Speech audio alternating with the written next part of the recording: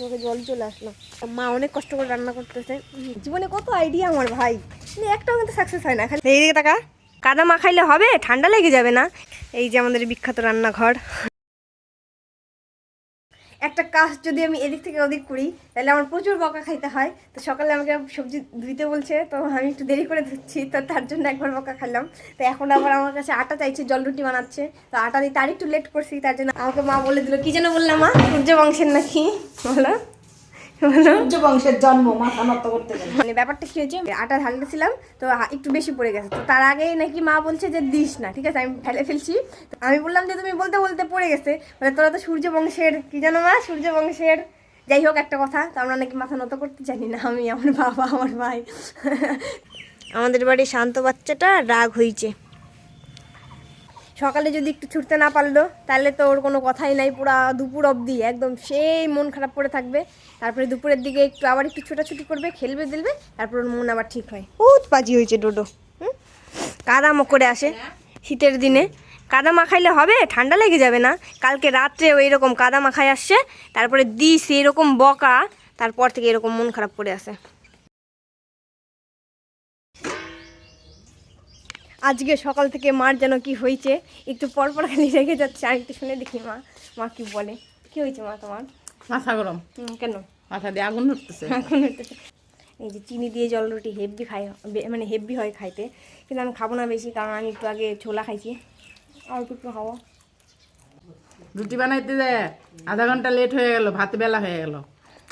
আমাদের বাড়িতে প্রতিদিন এরকম লেট হয়। ডাক দিছি তাইতে রাগ হয়ে গেছে না? এত রাগ করিস কে?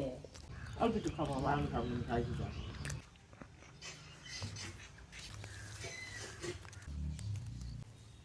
আজকে আমাদের মটর শাক দিয়ে শাকের তরকারি রান্না করবে। তো বাড়ির কাছে শাক তেমন ভালো হয় নাই, মামা বাড়ি থেকে আনছিল, ওখানে একটু কম হবে দেখে বাড়ির কাছ থেকে নিয়ে আসলাম অল্প একটু শাক। এই যে মামা বাড়ি থেকে আনছিল এগুলা। আমাদের বাড়িতে শাকের তরকারি রান্না করবে, যতটা শাক ততটা লঙ্কা। এর জন্যই আমার শাকের তরকারি ভালো লাগে না। বাড়ির সবাই প্রচুর ঝাল খাইতে পছন্দ করে, কিন্তু আমি একমাত্র পাবলিক যে যার ঝাল একটু ভালো লাগে না। এই যে আমাদের বিখ্যাত রান্নাঘর, হেভি কিন্তু অর্ধেক রান্নাঘর শেষ। এখানে পাইপের উনান করছে।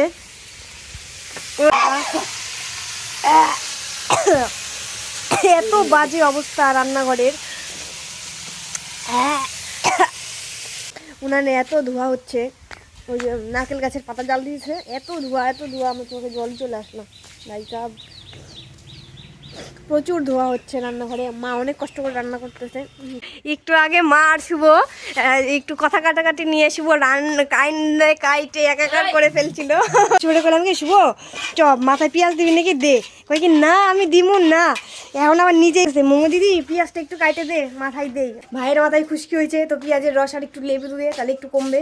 আমি মাথায় তেল দিব, আমি যদি তেল দিই আমার একা একাই দিতে হয়, কিন্তু এদেরকে আবার সবার মাথায় সব কিছু আমাকে করে দিতে হয়।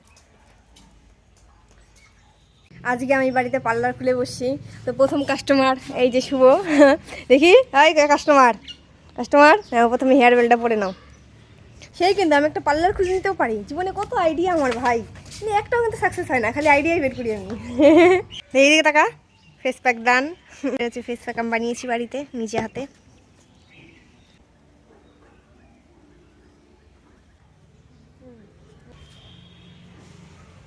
শীতের দিনে যদি ঘি না খাইলাম তাহলে কি আর খাইলাম, আরও লাগবো না মা?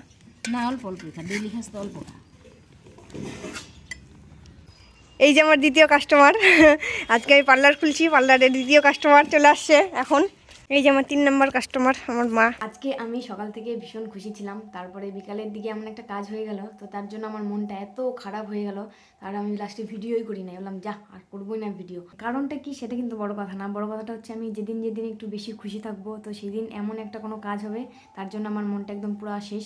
এরকমই হয় আমার সাথে, আমি যেদিন একটু বেশি ভালো থাকি সেই দিনই আমার সাথে খারাপ কিছু হয়ে যায়। যে এরকম কেন যে হচ্ছে আমি বুঝতে পারছি না, জন্য আর আমার ভিডিও করা হয়নি। টোটাল থেকে পুরো রাত অবধি আমার গেল, পুরো বাজে, এখনো বাজেই আছে। এইসব জিনিসগুলো একটু মাঝে মাঝে বহুত ভাই খারাপ লাগে, এগুলো তোমাদের সাথে হালকা পাতলা একটু শেয়ার করি। তো এইভাবেই যাচ্ছে আমার দিনকাল। তো কি আর করা যাবে, এইগুলো নিয়েই মানে হালকা পাতলা ম্যানেজ করে থাকতে হবে। Thank you.